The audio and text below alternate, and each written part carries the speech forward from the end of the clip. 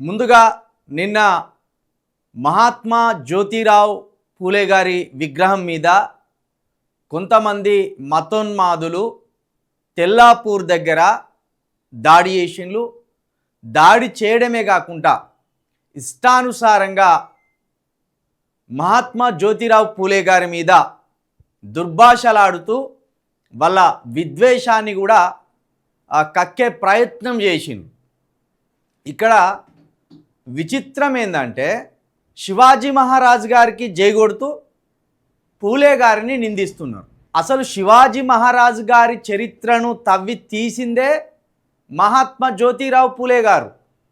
ఇది కొంతమంది మతోన్మాదులు అర్థం చేసుకోవాలి. శివాజీ మహారాజ్ గారి చరిత్రను బ్రాహ్మణవాదులు కనుమరుగు చేయాలని చూస్తే పూలే గారు ఆయన చరిత్రను వెలికితీసి ఈ దేశంలో మొట్టమొదటి శూద్ర చక్రవర్తి శివాజీ మహారాజ్ గారు అనేది ఈ దేశ ప్రజలకు తెలిసేలా చెప్పిండు. కానీ కొంతమంది బత్తాయిలు కావచ్చు, లేకపోతే బీజేపీ ఆలోచనలతోటి బీజేపీ పెంచే విద్వేషంతో పూలే గారి మీద అక్కసును వెలగక్కుతున్నారు. కాబట్టి పూలే గారు ఈ దేశానికి మొట్టమొదటి మహాత్ముడు. విద్య గురించి, దాని ప్రాధాన్యత గురించి, సమానత్వం గురించి, స్వేచ్ఛ గురించి, దోపిడీ గురించి, మతోన్మాదం గురించి మొట్టమొదట ప్రశ్నించినవాడు. మరి ఈ మతోన్మాదులు హైదరాబాద్లో కూడా తెగబడుతున్నారంటే అర్థం చేసుకోవాలి. ఇక్కడ ఉన్న ముఖ్యమంత్రి రేవంత్ రెడ్డి గారు తక్షణమే పూలే గారి విగ్రహం మీద చేసిన మతోన్మాదులను అరెస్టు చేయాలి, వాళ్ళను జైలుకు పంపించాలి. మతోన్మాదులు అందరికీ హెచ్చరిస్తున్నాం. పూలే గారికి సంబంధించిన వారసులు కూడా ఉన్నారు తెలంగాణలో. పూలే గారు బీసీ కాబట్టి దళిత సమాజం స్పందించదేమో అనుకోవద్దు. పూలే గారంటే దళితులకు కూడా పంచ ప్రాణాలు.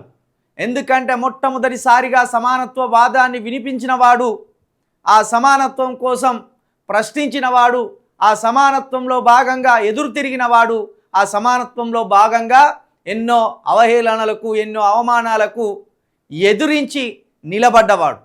పూలే గారిని దళిత సమాజం ఆరాధిస్తుంది, గుండెలో పెట్టుకుంటుంది.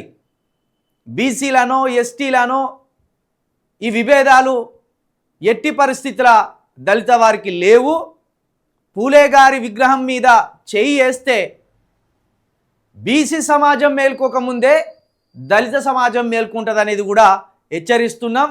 మరొకసారి ఈ మతోన్మాదులు ఇలాంటి దుర్మార్గమైన చర్యలకు పాల్పడితే కంటికి కన్ను, పంటికి పన్ను అనే సూత్రాన్ని కూడా అప్లై చేయవలసి వస్తుంది అనేది కూడా మేము లైవ్ ద్వారా చెప్పదలుచుకున్నాం. ఇక నిన్న వెంటనే పూలే గారి విగ్రహానికి జరిగిన అవమానం, ఆ దాడి మీద వీసీకే పార్టీ విముక్త చిరుతల కక్షి, ఆ పార్టీకి సంబంధించిన పెద్దలు, ఆ క్యాడర్ అక్కడికి వెళ్ళి ఆ మతోన్మాదులను అడ్డుకునే ప్రయత్నం చేయడం కూడా మేము హర్షిస్తున్నాం. మీ అందరికీ ప్రత్యేకమైన కృతజ్ఞతలు కూడా తెలుపుతున్నాం. ఈ అంశాన్ని ఇటు ఎంఆర్పిఎస్ కావచ్చు, డిఎస్పి కావచ్చు, బీఆర్ఎస్ కావచ్చు, కాంగ్రెస్ కావచ్చు, బీజేపీ కూడా కావచ్చు, వెంటనే ఈ అంశాన్ని చాలా సీరియస్గా తీసుకొని అలాంటి మతోన్మాదులకు హైదరాబాద్లో కానీ తెలంగాణలో కానీ చోటు లేదనే విధంగా వాళ్ళని తీసుకుపోయి ఆ జైల్లో వేయాలని కూడా మేము డిమాండ్ చేస్తున్నాం.